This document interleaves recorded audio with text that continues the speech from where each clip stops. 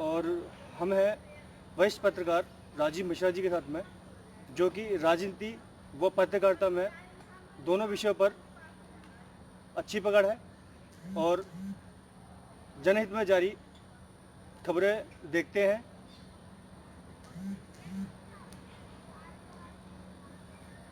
राजीव मिश्रा जी, आपका बहुत बहुत स्वागत है। धन्यवाद।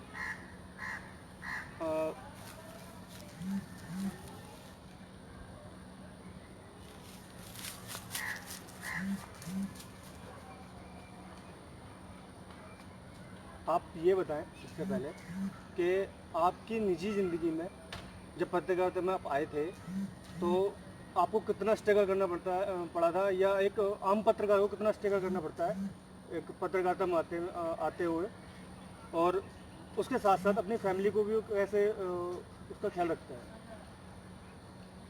देखिए राहुल जी, आपने जो है ना बहुत ही एक सटीक सवाल पूछा। मैं आपको बता दूं, आदमी अपने जीवन काल में हर समय कुछ एक नया ही सोचता रहता है, नया करने का प्रयास करता है। और पत्रकार तो हर घड़ी कुछ न कुछ सीख कर और समाज के लिए दिशा और दशा देने का काम करता है। रही बात उसके परिवार की, तो अगर हम निजी उसकी ज़िंदगी, पारिवारिक ज़िंदगी में अगर हम बात करें,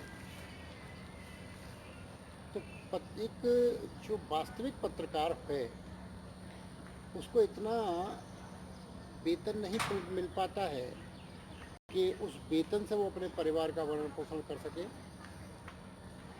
लिहाजा एक पत्रकार को अपना और अपने परिवार की आजीविका चलाने के लिए साइड बिजनेस डालने पड़ते हैं। कहना चाहिए कि कोई सपोर्टेड कार्य करने पड़ते हैं, जैसे जो भी हर आदमी का अपना अपना वो है। जिस तरह से कोई भी कहना चाहिए कि जो उनके ज़्यादा करीब का कोई कार्य निकल आता है, कोई प्रॉपर्टी का काम करता है, कोई अन्य काम करता है, इस तरह से लोग अपना जीवन को यापन करते हैं। स्ट्रगल की बात अगर हम जहाँ तक करें तो राहुल जी, आदमी खासकर मैं अपनी बात करता हूँ। मैंने पिछले 16-17 सालों से पत्रकारिता में हूँ और स्ट्रगल ही किया है। हर एक बार कुछ नया सीखने को मिला है। हमारी जो सीनियर्स होते हैं, हमें अपने सीनियर से एक नया अनुभव मिलता है, एक लिखने का सलीका होता है। कोई अपनी एंकर्स कैसे लिखता है, कोई अपनी स्क्रिप्ट को किस एंगल में मोड़ के उसको खबर को बड़ा अच्छा और लेखनी के माध्यम से समाज को दिशा और दशा देने का कार्य करता है। तो कहना चाहिए कि पत्रकार अपनी जीवन काल में अंत तक कुछ न कुछ नया और अच्छा करने का प्रयास करता रहता है, ताकि समाज को एक नई दिशा और दशा वो दे सके। तो मेरा आपसे अगला सवाल ये है कि एक पत्रकार कोरोना काल में अपनी जान जोखिम में डालकर पत्रकारिता करता है, वहीं आम जनता उस पत्रकार पर प्रत्यारोप लगाते रहते हैं कि पत्रकार सही खबर नहीं देते। इस बारे में आप क्या कहेंगे? राहुल जी, आपने बड़ा वाजिब सवाल पूछा है। कोरोना काल यानी कि कोविड-19 की जो महामारी पूरे विश्व में फैली हुई है, आम जनमानस अमूमन अपने घर में अखबार पढ़ते हैं, टीवी चैनल्स देखते हैं, और टीवी चैनल्स में वही खबर देखते हैं जो हम या आप जैसे पत्रकार जनता के बीच से निकाल के लाते हैं और चैनल्स को देते हैं, और चैनल उस खबर को चलाते हैं। पहली बात यह है राहुल जी कि खबर, मेरे हिसाब से खबर की विश्वसनीयता बहुत ज़रूरी है। खबर की अगर विश्वसनीयता ख़त्म होती है, तभी पत्रकारों पर सवालिया निशान लगता है, पक्षपात का निशान लगता है और अन्य आरोप लगते हैं। तो मेरा मानना है कि सबसे पहले खबर की विश्वसनीयता नहीं खोनी चाहिए। अगर खबर की विश्वसनीयता खोती है तभी ये आरोप लगते हैं। तीसरा सवाल मेरा ये है कि आजकल एक पैटर्न बन गया है पत्रकारों को धमकी देना या उन्हें डराना धमकाना या उनके साथ मारपीट करना, यहाँ तक कि उनकी हत्या भी हो जाती है। तो इस बारे में आप सरकार से क्या कहेंगे पत्रकार होने के नाते? राहुल जी, पत्रकारों को धमकी कोई आम बात नहीं। ये 18 साल 20 साल पहले हमारे सीनियर्स बताते थे कि हमको भी आती थी, बीच में भी सुना आप भी आती हैं, वो तो ये सिस्टम है चलता रहता है। और ये सारा सिस्टम केवल उस सत्ता के नशे में जो लोग होते हैं वही लोग इस तरह बनाते हैं। जो लोग सत्ता में होते हैं और सत्ता का नशा कब उनके दिलो दिमाग पर चढ़ जाता है, कब उन पर हावी हो जाता है, अपने वजूद को जिंदा रखने के लिए कब वो सीमा रेखा को वो लांघ जाते हैं, ये खुद उन्हें भी नहीं पता होता। रही बात पत्रकारों को धमकी देने की, तो मैं समझता हूँ कि ये लोकतंत्र के चौथे स्तंभ पर सीधा सीधा हमला है और ऐसा नहीं होना चाहिए, क्योंकि एक पत्रकार समाज को दिशा और दशा देने के लिए अपना पूरा जीवन लगाता है। उसकी कोई जब वो एक खबर लिखता है, एक खबर जो है लिखता है या चैनल्स पे दिखाता है, तो उसकी निजी जीवन में उन लोगों से उसका कोई महत्व नहीं होता। ना जो खबर में वादी के रूप में होता है या प्रतिवादी के रूप में होता है, उन दोनों में से वो किसी को जानता नहीं है। वो तो सिर्फ वही दिखाता है जो उसके व्यक्तित्व को लगता है कि ये चीज़ यहाँ सही और गलत है। दूसरा एक एंगल आता है इलेक्ट्रॉनिक मीडिया और प्रिंट मीडिया में कि अधिकारी उस विषय में क्या सोचता है, अधिकारी की सोच, जनता की सोच और उसके बाद अपना उसका व्यक्तित्व, पत्रकार का स्वयं का व्यक्तित्व क्या कहता है, ये सारी चीज़ें मिलाने के बाद एक निष्कर्ष जो आता है उसको खबर का रूप दिया जाता है। देखिए, मैं एक सवाल और रखना चाहूँगा मीडिया के लिए।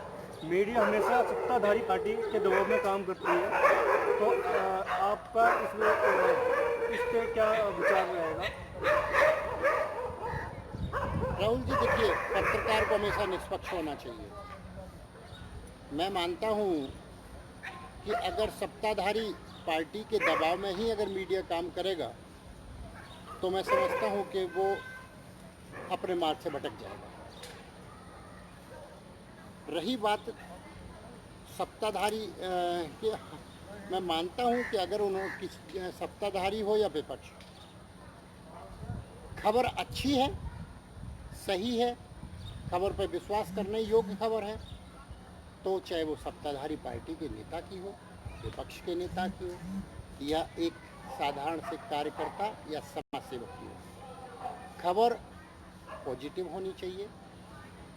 कोशिश हमेशा यही रखनी चाहिए कि खबर का जो नज़रिया है वो नज़रिया हमेशा अच्छा और समाज को दिशा और दशा बदलने वाला होना चाहिए। रही बात आपने जो कहा है कि सत्ताधारी नेताओं के दबाव में मीडिया कार्य करता है, कुछ लोग ऐसे लोग होते हैं, कुछ ऐसे पत्रकार भी हैं, कुछ ऐसे सत्ताधारी लोग भी रहते हैं कि वो अपना आधिपत्य जमाने के लिए, अपना प्रभाव जमाने के लिए छोटे छोटे लोगों को, छोटे भाई जो हैं हमारे, उनको एक अपना वो बनाने के लिए, एक अपना वजूद जिंदा रखने के लिए उनको प्रभावित करते रहते हैं और वही प्रभाव जो है वो बड़े लोगों को दिखा के उनसे डराना चाहते हैं। हालांकि राहुल जी, ऐसा नहीं है कि ये सिर्फ यहाँ होता है, संसद भवन के अंदर भी ये चीज़ चलती है।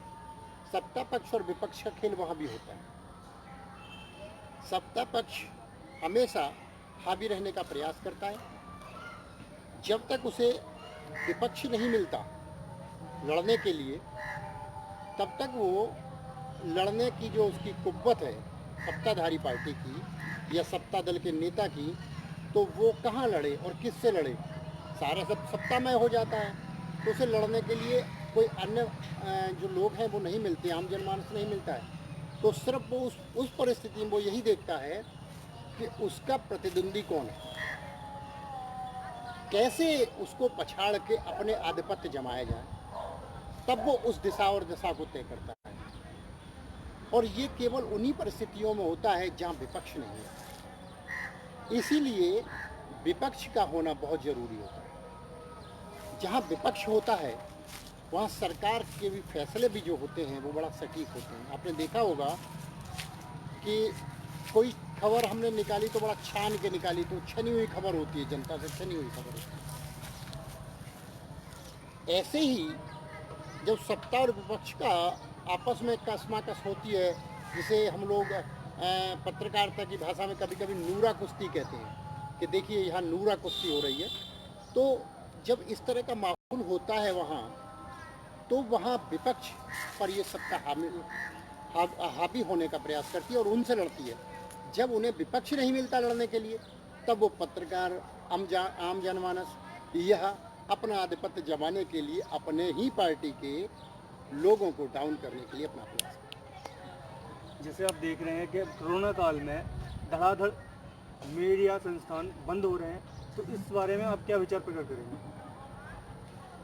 राहुल जी, बड़ा सोचने का विषय है ये। देखिए, सरकार के जिस तरह से कई स्तंभ होते हैं, इसी तरह से मीडिया लोकतंत्र का चौथा स्तंभ माना जाता है। कहा जाता है, बताया भी जाता है, हम लोगों को भी बताया जाता है कि आप लोग चौथे स्तंभ हैं, देश के समाज के चौथे स्तंभ हैं। लेकिन सरकार इस चौथे स्तंभ को बचाए रखने के लिए कोई ठोस कदम नहीं उठाती, और उसी का खामियाना पत्रकारों से संबंधित जो संस्थान हैं उनको भुगतना पड़ रहा है। कहना चाहिए कि जिस तरह से सरकार आम जनमानस के लिए नए नए कदम उठाती है, नई नई एक्सपेरिमेंट करती है, या नए नए उनके जीवन यापन के लिए, या एक छोटी सी भाषा में कहें, जैसे कि एक आम कोई जनता है, उसको हम जनता को क्या करते हैं, आम ज़रूरी क्या होता है कि सड़क चाहिए, उनको भी इन चीज़ों की ज़रूरत पड़ती है। तो सरकार को चाहिए कि जो पत्रकारों पर हमला होते हैं या जो पत्रकार संस्थान बंद हो रहे हैं, उनके लिए एक ठोस कदम उठाने की आवश्यकता है। एक केंद्र से एक कानून पास हो जो पत्रकारों के हितों में हो, भले ही इसके लिए वो अपने जो कहना चाहिए कि जो बीच में जो लगाते ना, क्या पत्रकारों के लिए ये चीज़ ज़रूरी होनी चाहिए, या अपने जो नियम और कायदे वो अपना बनाते हैं, वो नियम अपने कायदे बनाएं। अगर नियम और कायदों में अगर वो पत्रकार फॉलो करता है, स्ट्रगल करता है, तो उसको भी सुविधाएं दी जानी चाहिए, जो कि सरकार कहती तो है। सरकार को पत्रकारों की बहुत आवश्यकता पड़ती है, लेकिन हमेशा वो ये भी चाहते रहते हैं कि पत्रकारों की अगर तरक्की होती है, या पत्रकारों को ऐसे जो कहना चाहिए कि ये जो मतलब इनकी जो ज़रूरतें अगर पूरी होती रहेंगी, तो फिर ये हमारे पास आके काम नहीं करेंगे, क्योंकि ये खुद भी लोकतंत्र के चौथे स्तंभ में। इसी प्रभाव को जमाए रखने के लिए हम लोगों की जो ज़रूरतें होती हैं वो पूरी करने में लोग कहीं ना कहीं हिचकिचाहट करते हैं। जैसे सर, मेरा अगला सवाल है, ये एक राष्ट्रीय सवाल है जो कि बड़ा चर्चा में रहा। एक फेमस न्यूज़ एंकर ने श्री प्रधानमंत्री जी से एक सवाल किया था कि सर, आप आम काट के खाते हैं या चूस के खाते हैं? तो इस बारे में आप क्या आपका भी सवाल यही है कि मैं आम काट के खाता हूँ या चूस के? जी। राहुल जी, वैसे तो मैंने कभी इस चीज़ के लिए सोचा ही नहीं कि मैंने आम कभी काट के खाया। जैसा घर वालों ने दे दिया, काट के दे दिया तो काट के खा लिया। तो ज़मीन से जुड़े लोग हैं जैसा मिल गया वैसा ही आ गया सामने, कभी इस चीज़ पर गौर नहीं किया। आज आपने सवाल पूछा है तो आने के जो अब वैसे आम का सीज़न आने वाला है, इस बात पर गौर ज़रूर करूँगा कि मुझे कैसा अच्छा लगता है। हालांकि मुझे अभी तक इसके बारे में कोई ख़ास अनुभव नहीं है, जैसा मिल जाता है वैसे ही चलिए। पत्रकारों के साथ मारपीट और उनकी हत्या होने के मामले न्यायपालिका ढीले रवैये के कारण पत्रकारों को न्याय बिल्कुल नहीं मिल पा रहा। इस बारे में आप क्या कहेंगे और सरकार से इस बारे में क्या गुहार लगाएंगे पत्रकारों के लिए? राहुल जी, मैंने अभी थोड़ी देर पहले भी इस सवाल का शायद जवाब दिया था। केंद्र सरकार को राज्य सरकारों से मिलकर एक अध्यादेश लागू करना चाहिए, एक सशक्त कानून बनाना चाहिए और पत्रकारों के हितों में वो कानून करना चाहिए। एक पत्रकार बड़ी बड़ी लोगों से जो खबरें हैं वो निकालने का काम करता है। एक पत्रकार माफियाओं से टकराता है, एक पत्रकार आला अधिकारियों से भी टकराता है। जनता के वो लोग जो दबंग या बाहुबली कहे जाते हैं उनकी भी खबरों को कवर करता है। और वो निहत्ताई होता है, उसके हाथ में केवल कलम और कैमरा होता है। जो लेखनी के धनी हैं उनके हाथ में कलम होती है, जो टीवी चैनल्स के पत्रकार हैं उनके हाथ में कैमरा। हमारी बंदूक भी यही है, हमारा आमनेशन भी यही है, हमारा सब कुछ यही होता है। लेकिन जब हम लोग या पत्रकार कोई भी ऐसी बड़ी खबरों को कवर करता है तो असुरक्षित हो जाता है। असुरक्षित इसलिए हो जाता है क्योंकि एक जो पत्रकार होता है वो बाहुबली नहीं होता है। पत्रकार बहुत बड़ा उद्योगपति या पैसे के बहुत बड़ा पैसे का धनाधिपति नहीं होता है। तो कहीं न कहीं वो इस चीज़ का अभाव महसूस करता है कि हमारे सामने जिससे हम टकराने जा रहे हैं, हम जिसकी खबर करके ला रहे हैं, वो कितना बड़ा आदमी है, वो समाज को प्रभावित कर सकता है, तो वो हमको भी प्रभावित करने की क्षमता रखता है। और ऐसा कई बार हुआ है कि मीडिया संस्थानों पर हमले हुए हैं, मीडिया रिपोर्टर्सों पे हमले हुए हैं, कातिलाना हमले भी हुए हैं। आए दिन हम लोग देखते आते हैं, कभी तो चैनल्स के माध्यम से और अखबारों के माध्यम से भी ये हम लोग प्रकाशित होते रहता है, देखते रहते हैं कि पत्रकारों पर ये हमला एक आज की एक नई टसन हो गई है। टसन से मतलब ये है कि जब तक किसी पत्रकार को धमकी नहीं दी जाए तो वो बड़ा नेता नहीं कहलाता, बड़ा उद्योगपति नहीं कहलाता, या बड़ा अपने आप को गर्व ये महसूस नहीं करता कि देखिए मैंने तो सबको हटा दिया। कहीं ना कहीं पुलिस प्रशासन उन लोगों के दबाव में आके और पत्रकार को न्याय नहीं दिला पाता और वो जो पत्रकार है वो अपने आप को असहाय महसूस कर जाता है। मैं भारत देश के प्रधानमंत्री और यशस्वी प्रधानमंत्री जो इस समय बड़े लेवल पर अपनी संस्कृति, अपने बुद्धि और शौर्य के बल पर विश्व को दशा और दिशा देने का कार्य कर रहे हैं, ऐसे यशस्वी प्रधानमंत्री श्री नरेंद्र मोदी जी से मैं एक आग्रह करूँगा कि माननीय प्रधानमंत्री जी पत्रकारों के हितों में भी एक कानून ऐसा पारित करें ताकि जो छोटा वर्ग है वो अपने आप को असहाय महसूस ना करें। हम पत्रकार लोग जो हैं दबाव में अगर कोई कार्य करेंगे तो हम निष्पक्ष नहीं कर पाएंगे।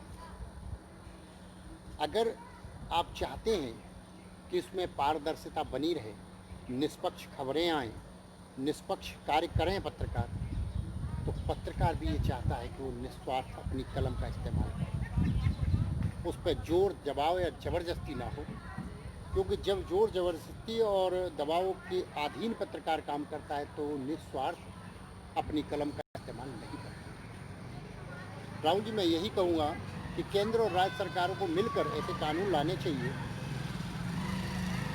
इसके लिए क्या शैक्षिक योग्यता होनी चाहिए, किस तरह का संस्थान अपने जो कर्मचारी रिपोर्टर्स हैं उनको क्या क्या वेतनमान दे रहा है वो निर्धारित होने चाहिए। उस पत्रकार के बारे में भी ऐसा तो होना चाहिए कि वो दबाव में आके कार्य न करे, वो इधर उधर करके काम न करे और उस अपने कार्य को सुचारू रूप से और स्वतंत्र पूर्वक कर सके, ऐसी उसे आज़ादी भी मिलनी चाहिए। जैसे आप आजकल देख रहे हैं कि जितने भी मीडिया या हम लोग क्या है पत्रकारिता के विद्यार्थी पत्रकारिता में जुनून कम दिखाते हुए ग्लैमर की ओर जा रहे हैं, तो इस बारे में आप क्या कहेंगे कि कहाँ पे आके कमी हो रही है कुछ, या ग्लैमर ही मतलब तो कुछ हो गया उन लोगों के लिए? राहुल जी, ये आज का प्रश्न है। और देखिए, जब हम लोग पत्रकारिता में नए नए आए थे तो हमारे सीनियर्स, मैं नाम नहीं लूँगा, लेकिन जिन्होंने भी मुझे इस पत्रकारिता में सिखाया है, बताया है, उनको मैं धन्यवाद देता हूँ। और आज उन्हीं के कहना चाहिए कि आशीर्वाद से यहाँ तक हूँ, तो मैं उनके आशीर्वाद लेते हुए एक बात आपसे ज़रूर कहूँगा कि पत्रकार की जब तक कलम स्वतंत्र ना हो, निष्पक्ष ना हो, तब तक वो पत्रकारिता कहलाने की बात नहीं। दूसरी चीज़, ग्लैमर की जहाँ तक बात, पत्रकारिता में जुनून बहुत जरूरी है। कहते हैं कि पत्रकार जब तक जुनूनी ना हो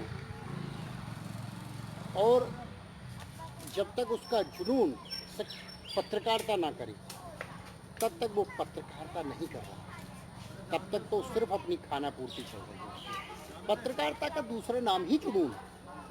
रही बात ग्लैमर्स की, तो अपनी अपनी सोच है, हर आदमी स्वतंत्र है। एक सवाल और रखूँगा आपके सामने कि एक पत्रकार को संवेदनशील क्षेत्र में रिपोर्टिंग करते समय किन किन बातों का ख्याल रखना चाहिए, इस बात पे थोड़ा गौर फरमाएं और अपने विचार प्रकट करें। राहुल जी, संवेदनशील क्षेत्र में अगर पत्रकार जाता है तो सबसे पहले वहाँ के जो क्षेत्राधिकारी हैं, वहाँ के जो थाना प्रभारी हैं, उनसे वो अपना कांटेक्ट स्थापित करें, अपने सीनियर्स को बताएं कि हम बिना बताए संवेदनशील इलाकों में नहीं जाना चाहिए। क्योंकि आए दिन आपने सुना होगा कि पत्रकारों पर एक आरोप लगते हैं कि साहब आप फला जगह गए थे और वहाँ जाने का आपका मकसद खबर दिखाना नहीं, कुछ और ही था। उस परिस्थिति में उस चीज़ को सिद्ध करने के लिए, अपने वाक्यों को साबित करने के लिए पत्रकार को एड़ी से चोटी तक का जोर लगाना पड़ता है। और एड़ी से चोटी तक का जो जोर होता है, उसमें कभी कभी पत्रकार फेल भी होता है। तो मैं अपने जो साथी हैं उनसे यही कहूँगा कि संवेदनशील इलाकों में जाएं, ज़रूर जाएं, लेकिन अपने सीनियर्स को बता के जाएं। अपनी सुरक्षा और अपनी सतर्कता को लेके जाएं, अपनी सुरक्षा को कैसे वो परिस्थिति क्या है वहाँ की, उस चीज़ को देखते हुए अपनी सुरक्षा करें, संबंधित अधिकारी के संज्ञान में डालें उस चीज़ को, और तब जाएं तो ज़्यादा बेहतर। आप एक पत्रकार होने के नाते राजनेताओं को क्या संदेश देना चाहेंगे? देखिए, राजनेताओं को हम लोग क्या संदेश देंगे, राजनेता तो खुद ही संसद में बैठ के और हम लोगों पर एक कार्य करते हैं। लेकिन एक बात ज़रूर कहेंगे कि नेताजी, पत्रकारों के बगैर भी नेता नगरी नहीं होती। पत्रकारी है जो एक छोटे से कार्यकर्ता को कभी कभी बहुत बड़ा नेता बना देती है। हम वो कड़ी हैं इस राजनीति की कि बिना हमारे राजनीति भी कभी कभी ये सोचने पर मजबूर हो जाती है कि आखिर इसमें पत्रकारिता की कलम क्यों नहीं आई। तो हम इतने भी छोटे नहीं हैं कि कहना चाहिए कि बगैर पत्रकार के नेता अपने आप को बहुत कुछ महसूस कर लें। मैं सम्मानीय लोगों के बारे में कुछ नहीं कहूँगा। सम्मानीय जनता जनार्दन जिसको चुन के देती है वो आदरणीय और सम्मान्य के योग्य होते हैं। और हम लोग उन्हीं से जाके सवाल जवाब करते हैं, उन्हीं से पूछते हैं। लेकिन हम एक बात ज़रूर कहेंगे कि नेताजी पत्रकार आपके भाई हैं, आपके बंधु हैं और इस समाज के वो स्तंभ हैं कि कहीं ना कहीं वो भी इस समाज को बदलने में सक्षम है, दिशा और दिशा देने में सक्षम है। तो इनका भी थोड़ा ध्यान रखें और इन पर थोड़ा सा अपना जो कहना चाहिए जो अत्याचार है उसको बनाए रखें, बचाए रखें। एक पत्रकार होने के तौर पर आप एक आम जनता से क्या अपील और क्या संदेश छोड़ना चाहेंगे उनके लिए, ताकि वो पत्रकार को सपोर्ट करें और हर कार्य में उनका सहयोग करें? जनता को पत्रकारों का सपोर्ट करना चाहिए। जनता को इसलिए पत्रकारों का सपोर्ट करना चाहिए कि जब जनता, जो आम जनमानस जो हर जगह से कभी कभी हताश होता हुआ आपने देखा होगा कि उसकी कहीं कोई सुनवाई नहीं होती, तो उसके दिमाग में केवल यही एक ख्याल आता है कि काश मैं पत्रकार भाई के पास अगर पहुंच जाऊं तो हो सकता है कि मेरी कोई सुनवाई हो जाए। हो सकता है कि अखबार में निकलने से 4 लाइनें या टीवी पे 2 बार हमारी खबर आने से हमारी समस्या का समाधान हो जाए। और ऐसे सैकड़ों, हजारों की तादाद में आपने मामले देखे होंगे राहुल जी कि टीवी चैनल्स और अखबारों के माध्यम से वो सुलझाए और सुलझाए भी गए। तो जनता से मैं यही अपील करूँगा कि आप जनता जनार्दन हैं, हम आप ही के बीच के लोग हैं।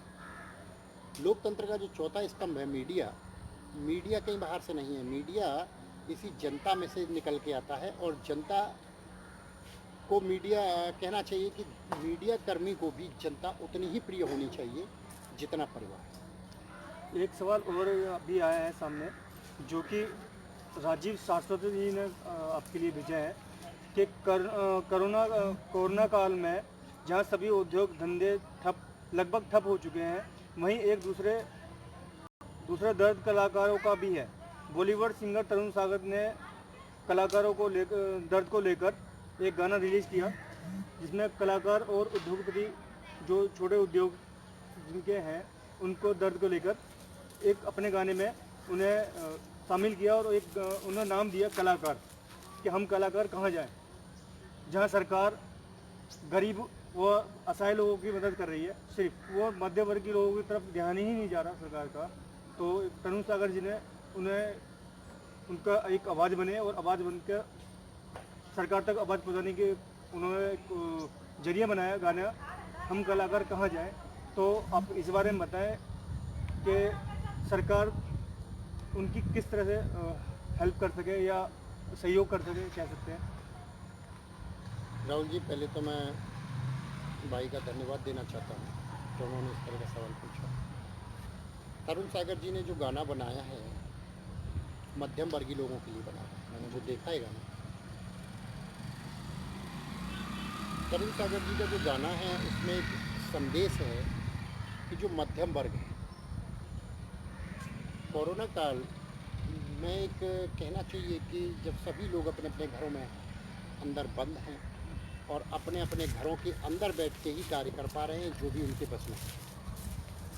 घर में आदमी कितने दिन तक बैठ सकता है और कार्य कर सकता है? जमा पूंजी, घर का राशन या घर में रखा हुआ नित्य प्रतिदिन का सामान, कहना चाहिए कि बहुत दिनों का नहीं होता है। किसी के घर में 10 दिन का होगा तो किसी में 20 में, किसी के घर महीने भर। तरुण सागर जी की जो गाना है उसमें जो उनका दर्द है वो यही है कि मध्यम वर्गीय जो लोग होते हैं,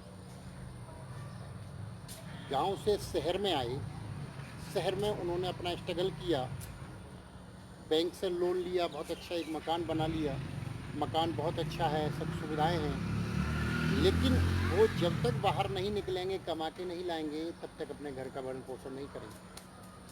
हो नहीं पाता है। क्यों नहीं हो पाता है? क्योंकि मकान की ईएमआई देनी है, गाड़ी की ईएमआई देनी है, और जो ज़रूरतें सामान है उनको भी पूर्ति करना है, और भी ऐसे सामान होते हैं मध्यम वर्गीय के साथ जो सब कुछ निभाते हुए काम आगे करने पड़ते हैं।